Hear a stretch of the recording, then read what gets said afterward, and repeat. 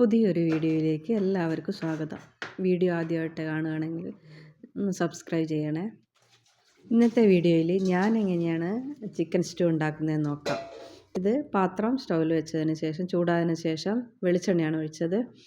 അതിലേക്ക് ഗ്രാമ്പൂ, പട്ട, വയനയില അതൊന്ന് മൂത്തതിന് ശേഷം ഇഞ്ചി ചേർത്ത് കുറച്ച് ചെറിയ കഷ്ണം ഇഞ്ചി മതി. പിന്നെ നുറുക്കി വെച്ചിരിക്കുന്ന ക്യാരറ്റ്, പൊട്ടറ്റോ, ഉരുളക്കിഴങ്ങ്, പിന്നെ വലിയ ഉള്ളി ഇതും കൂടെ ചേർത്ത് നല്ലതുപോലെ ഒന്ന് വഴറ്റിയതിന് ശേഷം ക്ലീൻ ചെയ്ത് വെച്ചിരിക്കുന്ന ചിക്കൻ ചേർക്കുക. ചിക്കൻ ചേർത്ത് നല്ലപോലെ ഒന്ന് വഴറ്റി കൊടുക്കുക.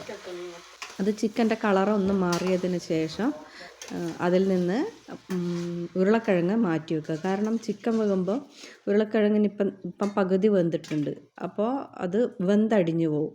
അതുകൊണ്ടാണ് ഉരുളക്കിഴങ്ങ് മാറ്റി വെക്കുന്നത്. ഉരുളക്കിഴങ്ങ് മാറ്റി വെച്ചതിന് ശേഷം പച്ചമുളകും കുരുമുളകുമാണ് എരിവിന് ഉപയോഗിക്കുന്നത്. അപ്പോൾ ആവശ്യത്തിന് പച്ചമുളക് ഞാനിവിടെ 7 പച്ചമുളക് എടുത്തിട്ടുണ്ട്. ഇതിന് അത്ര എരിവില്ലാത്ത പച്ചമുളക്. അതിനുശേഷം രണ്ടാം പാൽ ഒഴിക്കുക. ഈ രണ്ടാം പാലിലാണ് ചിക്കനും ക്യാരറ്റൊക്കെ വെന്ത് വരേണ്ടത്.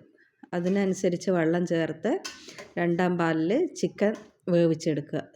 ഇനി ഉപ്പ് ചേർക്കുക. എന്നോട് മറന്നു പോയത് കൊണ്ടാണ് കേട്ടോ ഈ സമയത്ത് ഉപ്പ് ചേർക്കുന്നത്. ഇതൊക്കെ വഴറ്റുന്ന സമയം തന്നെ ഫസ്റ്റ് തന്നെ ഉപ്പ് ചേർത്താലാണ് നല്ലത്. പിന്നെ ഉപ്പൊക്കെ ചേർത്ത് നല്ല മിക്സ് ചെയ്തതിന് ശേഷം മൂടി വെച്ച് വേവിക്കുക. ചിക്കൻ പകുതി വെന്തതിന് ശേഷം നമ്മൾ വഴറ്റി വെച്ചിരിക്കുന്ന ഉരുളക്കിഴങ്ങ് അതിൽ ചേർത്ത് കൊടുക്കുക. അപ്പോൾ ലാസ്റ്റ് ആകുമ്പോഴേക്കും വേവെല്ലാം കറക്റ്റായിരിക്കും. അങ്ങനെ അത് ഉരുളക്കിഴങ്ങും വെന്തതിന് ശേഷം കറിവേപ്പില ചേർക്കുക. കറിവേപ്പില ഇട്ട് ഒന്ന് മൂടി വെക്കണം. ഇതിൻ്റെ ആ സ്മെല്ല് അതിലേക്ക് വരാൻ വേണ്ടിയാണ്. എന്നിട്ട് പിന്നെ കുരുമുളക് ചേർക്കുക.